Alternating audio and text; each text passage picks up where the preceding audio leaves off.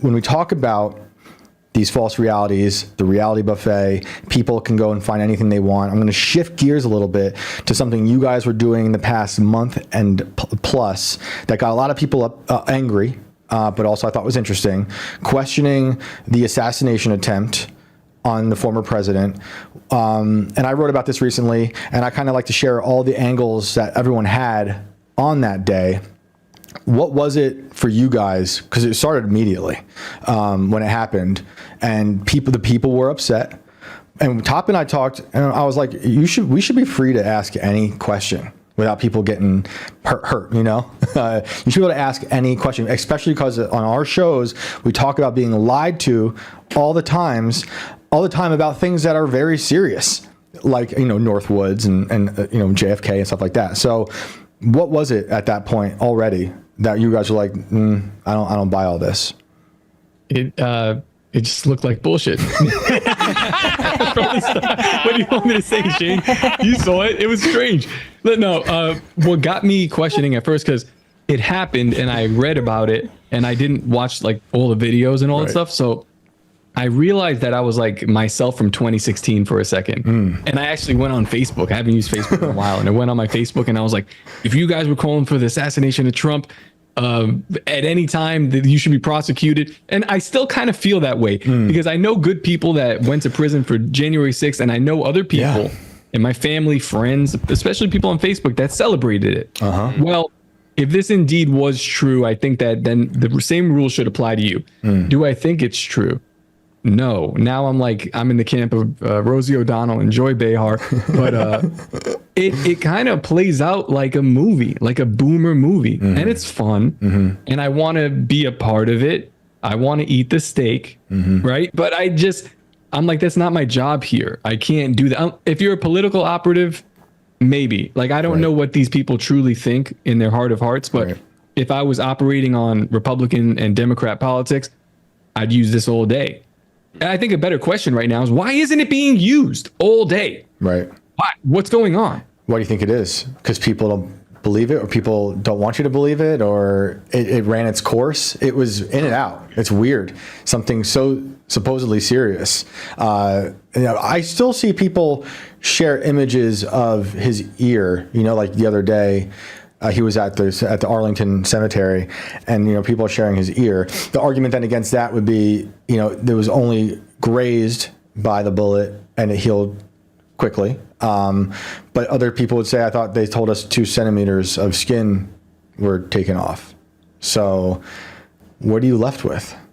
The entire thing is, I'm trying to recall all the details, right? Because it feels like it's been 7 years. It has been. Happened. Yeah. Right? We're on like a 2-hour news cycle at this point. There's something going on every 2 hours. But this guy goes in. I have a rangefinder right over there. He goes in with a rangefinder. This thing is sus. It's like a mini binocular, and it has a couple of buttons, and you just it tells you how many yards, feet, and sometimes inches you are away from the target. And the CIA or the Social Security, the Secret Service, whatever, some government. I like that Freudian slip. That's weird. Yeah, they see it. They go, cool. You go right in. And he's like, okay. So this kid walks in and he finds a ladder. He puts it on the building that they're all drinking coffee under. And then he doesn't use the ladder, and he climbs up to the roof, and he's up there for like 3 minutes, and people are screaming for 3 minutes that he's there. It's like everybody knows what's going on. He's there, he's taking aim, and nobody does the thing. Now it could be that they wanted him offed, right? But I don't see it that way. There's too many people there to allow this to happen. The people saying, when people hear someone say that Trump staged it, the argument against that would be like, well, then did they sacrifice the guy who died? And then I think something happened. I do. And I don't know, the ear is weird to me. I don't really buy the healing so fast thing, because they did say the 2 centimeter stuff, but they have sacrificed people in the past. That's the problem. That's why my defense always for Alex Jones and the Sandy Hook thing was, if they've talked about things like Northwoods, it makes it okay to then question anything, even if it makes you uncomfortable. And Sandy Hook is horrible. I don't want to think about dead kids at all. But if you know something happens and it's political, like immediately, and they use it and they weaponize it back against the people and take your power, your freedoms away, that's what Northwoods was. Why wouldn't they? It's not like they just stopped doing that stuff. They don't stop thinking these things through. I mean, Shane, we just shut the whole world down. Right. Exactly. And not only did we do that, but we hit everybody with a how dare you. What about the old people? What about your grandma? What about your grandpa? You know, and we stopped people from going to work. We kicked people out of the military. People's loved ones died alone in the hospital. The economy was tanked. You know, we've seen horrifying things. We rolled out an experimental, medical procedure on the populace. Yep. Well, they were. Listen. I'll just go out and say it. They were killing people. The whole ventilator thing. They knew it was the wrong prognosis, the wrong diagnosis. And they let that happen for like a month or two, and they were crying on TV saying we need the ventilators. And how soon into it? I mean, I feel like it wasn't even that long after the ventilators were hurting everybody or killing everybody because they were like doing the opposite of what people needed, that they actually did come out and say, okay, these are really bad. We don't need them. After Cuomo, because I was, maybe, Top, you were probably in New York still too, right? So they were begging on TV, we need the ventilator, we need that ship that Trump sent that I don't think they even used. The Mercy and the whatever the hell the other one is. In California or something, yeah. It's wild too, considering he's the father of the vaccine and initiated Operation Warp Speed. It's weird because there was a time where we were sort of aligned with the right. The thing is, I've never been political. I've always been a conspiracy theorist. It's just that a lot of the conspiracies were leaning in the favor of the right. And then when it came to this, you started to realize who was actually a critical thinker and who was just a party lines guy. And that how dare you all of a sudden happened again. The very same sentiment that was echoed when you wouldn't get a vaccine or you were questioning the origins of where everything came from or, weren't comfortable with Fauci, any of the things, the lockdowns, it was all how dare you. And then because this guy died in the audience, which is a tragedy and it's horrifying and it's terrible that it happened. And they spelled his name wrong. How dare they? They spelled his name wrong. Very bizarre. But you got hit with the same thing, the how dare you. And it was like, oh, okay, you were never a critical thinker.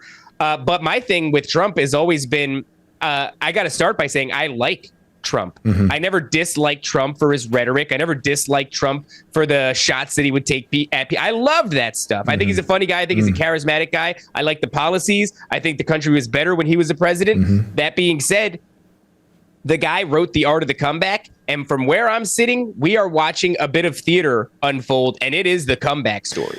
And we talked to a lot of people. One of them in particular is Donnie Darkin on Twitter. He's a great guy, and he laid out a lot of really compelling evidence for, in his opinion, Trump being the Antichrist. Now, I don't know if I would go that far. I do recognize there's a lot of really strange, uncanny coincidences surrounding Trump, but he laid out enough that Top and I looked at each other and we said, okay, well, if this is true, then here are some things you might expect to see. You might expect to see him mirror something, that is like the persecution of Christ. And in that way, you can look at the political persecution against him, the classified documents that fell apart, the sexual assault allegations that fell apart, 34 accounts he's found guilty on that falls apart. All of these things, they just mount and mount. And it very much looks like to anybody who's paying attention that they are levying flimsy allegations at a guy who really is trying to do what's right for the country. So he's trying to do what's right for you, and the bad guys keep getting in the way. And then we said, well, if this is true, then you might also expect to see him survive a headshot. It wasn't even that he would have an assassination attempt or that he would die. We said survive a headshot. It wasn't our idea. This is just, having conversations with people that say, hey, look at all these strange biblical alignments having to do with him. And then we also said that you would see him go on a massive vindication tour. And to me, that plays out like a really excellent comeback story. And I personally believe that politics at the highest level is theater. And what I will say is the caveat to that is I do not know. I couldn't give you a good reason as to why he's not leveraging this shot to his advantage. The idea that they wouldn't, even if the cut wasn't substantial, the idea that they wouldn't then give him a substantial cut and parade him out in front of the people I will admit that is something that I'm not a guy that has all the answers. I'm a guy that's very suspicious of things. And when I see that, I go, man, it feels odd to me. It feels like it's missing the mark. I thought we were going to get more of it when he did that space with Elon Musk. They did start to talk about it in the beginning. It was the first time we really heard him talk at length about the assassination attempt. But that being said, still nothing comes of it. I can't tell you why. My thought was, if we want to believe the way it played out in terms of him getting attacked, obviously there's a billion things we could question about that day. But one idea is maybe he's like, I'm going to be the anti-victimhood guy, because you could play the victim card hard with this, but he's also like, that would be exactly what the left would do. I don't even know if he's that high level. But my thing, Shane, is like, it would fit his character if he came out and he was like, he was a terrible shot. I know. He missed. I'm still here. Like, it would have been great. To Shane's point, and I'm sure I haven't listened to Timcast in a while, but I'm sure that they should be harping on his campaign strategy. Right. It's been awful. Yeah. Absolutely awful. I don't like anything lately. Yeah, he's not the guy we saw in 2016, and you can tell by his tweets now. It's like his assistant writing them. It's not the same. I have a small conspiracy. Oh yeah, let's hear it. I think he's part of the machine. Oh yeah. Well, that could fall in line with what Donnie Darkin says with him being the Antichrist. It's very possible. I mean, he picks really bad people to work with. There's some great ones, but he's what you would call like the mascot for the beast system. This is Donnie and what he's deciphered. And, I tend to agree with them. There's the harlot system, which is Biden and Kamala and this terrible leftist ideology we've been suffering through for all this time. The pendulum is about to swing, and we are going to see the replacement with what Donnie calls the beast system. But there is a lot of strange stuff. I mean, Top has sitting behind him the Ingersoll Lockwood books, right? This is an author from like the late 1800s. I was just going to bring that up. I just wrote down Baron Time Traveler on my car. That's hilarious. You can't have a Trump discussion without time There we go. Hey, look at that. I know the guy who wrote that book. Yeah, sick, dude. There we go. That's amazing. Top showing, for those listening, top showing the greatest books that have ever been written. Crushing. But yeah, man, I mean, these Ingersoll Lockwood books, for those of you who don't know, it's an author who comes out with a series of books in the late 1800s. One of them is called Little Baron Trump, or The Marvelous Adventures of Little Baron Trump. The other one's called The Last President. And, it's about a little boy from decadence who travels through time and goes on these adventures. It's narrated by a guy named the Don, master of the universe or something to that extent, which is interesting because Donald means like, king or ruler or emperor or something of that nature. Right. And then you have, he's got a house or some place that he operates out of. It's got the same address as his Trump Towers on Fifth Avenue, the exact same address in New York City. And then, of course, that's in 1900, The Last President. That's like describing, it's a book about Donald Trump, describing a bombastic dude from New York becomes president in the same tower. Where do you guys, I think about this a lot. Where do you guys land with that kind of thing? Is it like the evil forces we were talking about at the beginning of the show? Are they seeing that put out into the world and then engineering that to fit Donald Trump's life? Is Ingersoll tapped into something like remote viewing or some type of psychic viewing? Like, is it just coincidence, which I don't believe in? So there's a theory that was going around, but I think it's like kind of I think we've had our favorite guest, Ed Mabry, kind of debunked it. It's called the Little Season. Are you familiar with that? It sounds familiar. Tell me again.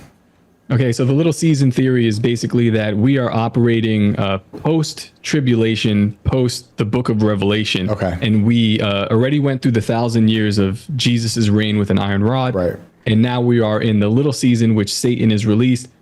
There's no specific on the time frame. Ed seems to think it's a very short season because whenever God refers to seasons in the Bible, he's referring to literal seasons. I think he said like 3.5 years or something. Yeah, the argument against that would be, in the Bible it says that to God 1 day is 1,000 years and 1,000 years is 1 day. Right. So time is confused in the spiritual realm, or not confused, but very different. So people think that we are in the little season right before the final judgment of these demons, these fallen angels that will be then cast into the pit of hell and stay there forever, locked up forever. So when I see Trump get a headshot, the Bible says that he'll suffer a mortal head wound, and it's like it rhymes, not quite. Not quite. But then it's also like, hey, like what did John see when he was, shown this in a vision? Right. You see a guy's ear explode and you see blood shoot out of it, and you're a dude from 70 AD Jerusalem. What does it look like? Looks like a mortal head wound. I don't know. So is it stuff that's playing out, things that we already know and they're kind of showing it to us again because it's familiar, or is this prophecy being fulfilled? Well, I have my little suspicions with Ingersoll Lockwood. Sometimes I feel like, yeah, sure. If there is a time travel element to this, I almost feel like they dropped that book on the timeline because nobody found it till like 2019. I think that's very strange. But there's also this thing, 1958. There's an episode of a show called Trackdown. And the episode is called The End of the World. And there is a con man named Trump who tricks the people of this village that the world is going to be destroyed, but he can stop it by building a wall. No way. 1958. It's called The Trackdown. The episode is for the audience. They can look it up. It's called Trackdown, and the episode is called The End of the World. I mean, there's a lot of weird stuff about Trump. I don't know if it's a genuine. I mean, his uncle worked for MIT, was responsible for, cleaning up Nicola Tesla's paperworks, and I don't know, allegedly his some of his leftover inventions. But the FBI did request an analysis of Tesla's paperwork from John Trump as to whether or not there was anything viable or interesting in there. And I don't remember what his final thoughts on the whole thing were, but Nikola Tesla is a guy that is often suspected to have figured out time travel. But and then you look at and I always bring this up because I just think he's also a guy that was in deep contact with entities. Like another person, him, David Icke, many others say that they've summoned entities in order to, I don't know, maybe they act as their muse for whatever technological advances they're making. But please, doesn't seem safe. Yeah, it's probably a good idea. I think they wouldn't lie. No. But the other thing that I love to bring up surrounding Donald Trump is Marina Imamovic, who is everybody's favorite satanic artist. Spirit cooker. Now, seen her in person. She's great. She crushes. She crushes. And now she is the ambassador to education for Ukraine, which is phenomenal. Yes. Very strange. She tells this story. You can find the recording where she communes with a bunch of shamans who just got finished, like, I don't know, group dreaming or something. They have a shared vision. And what they report to her is that Donald Trump is the magician who will awaken the world, which is a very interesting set of words to use to describe Donald Trump, especially considering MAGA means magician or sorcerer. And I think it's interesting, too, because when you hear that, you go like, wow, is this like a magical aspect to this, like maybe a spiritual one? But it's interesting that she should have used the word magician, because a magician does not actually perform magic. He deceives you. He tricks you. Even though you know that there's no magic involved, he still manages to trick you right in front of your own face. And so I often think about that aspect as being potent, especially considering what I just read, that episode of Trackdown. It's a con man.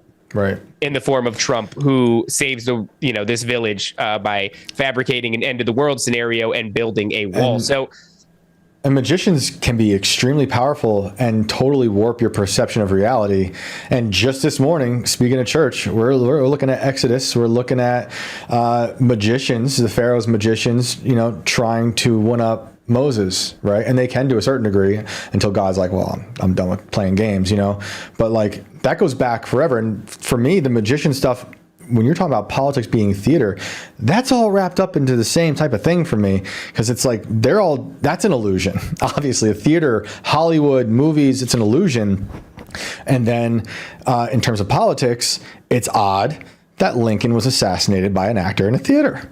It's like they're signaling something to you, being like, we know, and you might know, but just in case, we're gonna drop this right here. And wait, you know, Shane, you know what's funny about that is like they used to do it in a way that was more not tongue in cheek, but like more, I don't know, like cloak and dagger, right? It was cooler. You're like, wait, he was assassinated by an actor in a theater. Right. Now they just roll Hulk Hogan out, and he goes, "Yeah, brother, none of this is real." Right, exactly. But that's them signaling to us that it's like it's even worse. The reality is so like sea level now. It's like WWE. We're mimicking. And no offense, I grew up watching WWF. I love it.